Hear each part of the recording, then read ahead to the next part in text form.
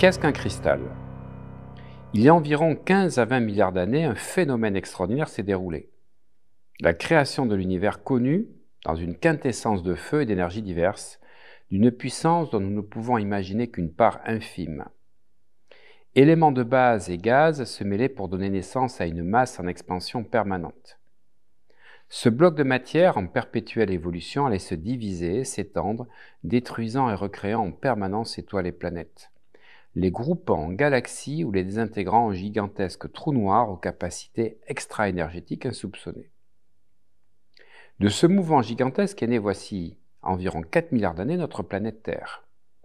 Sous l'influence de températures et de pressions extraordinaires, les différents éléments constitutifs s'organisaient, repoussant les plus denses comme le fer et le nickel vers le centre pour former un noyau en fusion permanente.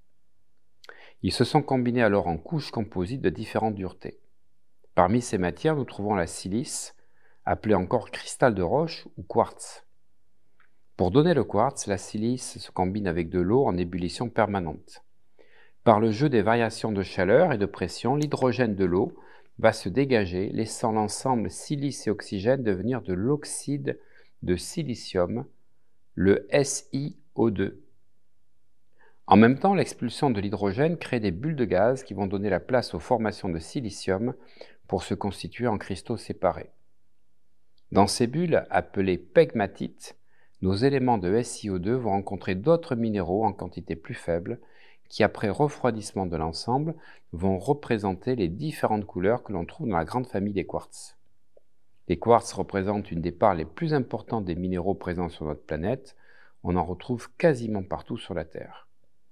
Selon la vitesse à laquelle les minéraux se sont refroidis et la profondeur où ils se sont constitués, impliquant d'importantes variations de pression, on trouve des cristaux plus ou moins volumineux, les plus gros et les plus clairs provenant de refroidissements très lents.